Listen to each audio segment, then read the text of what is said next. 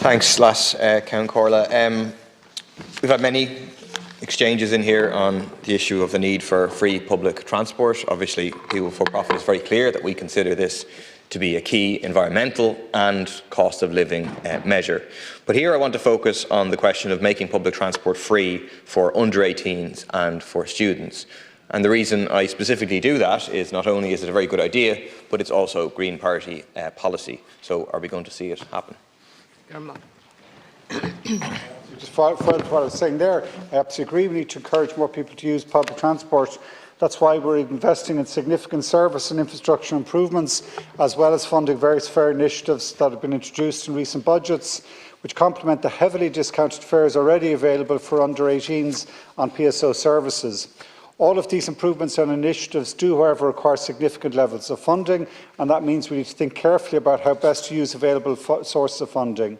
There's a wealth of data available to inform our decisions in that regard. The CSO's National Travel Survey shows us the type of barriers that prevent greater usage of public transport. These barriers primarily relate to issues like service availability. Is there service available? Service frequency. Do they come at times that suit me? And service reliability. Can I rely on the bus or train when I need it? We're tackling those barriers through initiatives like investing in Bus Connects, as I mentioned earlier, as well as enhanced town services in bigger towns and connecting Ireland in rural areas. On rail, we're also supporting improvements across the network on both commuter and intercity services. The Deputy is right to say that fares do play a part, particularly for young adults, and again that's evident from the National Transport Survey. Around 9% of young adults say the cost of public transport is an issue, and it's that cohort we're supporting through the Young Adult Card and Student Leap Card, which reduces fares by 50%. The data also shows that another 8% of people think we should make it easier to use public transport, and it's that cohort we're helping with the TFI 90 fare initiative. Finally, other data in recent years showed the cost of living pressures young people are facing, which we addressed, or through all people were facing, through reducing all PSO fares by 20%. It's those sort of evidence of improvements is going to be key. We will continue to review and look at the whole variety of different issues, including fare costs and the level of PSO subvention. For younger people, there's a particular issue around school travel, and that's another connected issue which the Department of Education is responsible for, but I'd happy to come back to the discussion with the Deputy. Thanks a lot. A quote from a Green Party transport policy, April 2021. Short-term actions to be done within 12 months.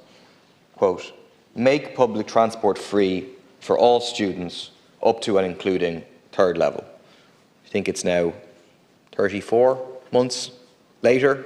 Students are still paying for public transport, and what I took from the Minister's answer, as well as from recent reporting in the Irish Examiner, is that there's no intentions to reduce fares further, and certainly no intentions to move towards non-commodified public transport for young people, for students at the very least, to make it much easier for people to take public transport, to make it something that everybody can do, and to assist to shift people out of cars and onto public transport, which is one of the crucial things we need to do in this country.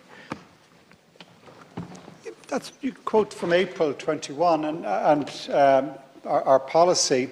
But look at what actually has happened since then. If you're a younger person, let's say if you're a third level student, that 50% reduction is actually in effect a 60% reduction, because it also benefits from the wider 20% reduction. Like, that is, talk to people in college using public transport. Say to them, what has changed in the last 2 years? Do you notice that change? They absolutely say yes, and it's thanks to ourselves and our Fianna Fáil and Fine Gael colleagues in government that we delivered that. That's not an insignificant change, and as I reported earlier on, the numbers using the services are skyrocketing compared to any other international precedent, any other country you might look at. But what other deputies were saying here is true. What really drives people mad, if they're at the bus stop and the bus doesn't turn up, or it's frequency, it's reliability, it's speed. And I believe they should be the focus now, because, well, firstly, budgets are limited. We have a constrained budget. We do have both on the current side and the capital side. It's a real issue as to how we pay for everything, while also paying for the health, social welfare, education and other services we need. So I believe it's right for us, having delivered for young people particularly a dramatic reduction in fares, to now increase the service reliability and availability. Yeah, the fare reduction is welcome, no question about it, and it's made a difference. So imagine what a difference it could make if your actual policy was implemented and we reduced them so far that they no longer existed. Imagine what that would mean for people in terms of the money in their pocket, in terms of the ease of just knowing I can jump on a bus, I can jump on a train, whatever, and I can get to where I need to go. This is always the debate. That you say, well, no, the key thing is we need to have, accessible, expanded public transport. We agree. We don't counterpose those things. I mean, if you look at our budget statement, which outlines the costings in terms of making public transport free, which is about 500 million, but we don't just do that. We say you need to massively expand public transport, because it's all very well for it to be free, but if you don't have a bus or a train or whatever taking you where you need to go, then it's not going to be an option for you. But we need to do both. I mean, are you saying that Green Party policy is abandoned, you're not fighting for that Green Party policy anymore, you don't even think it's a good idea, because actually you're in favour of doing other things?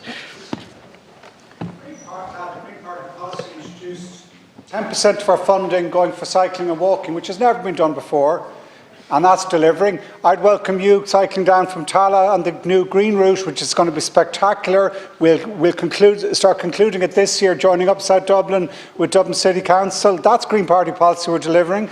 I also think it was Green Party policy which introduced in the programme for government the 2-to-1 ratio in the remaining capital budget between public transport and roads. Nothing like that before we came into government, and that's also part of what you need to do. So many different things you need to do, so many different moving parts.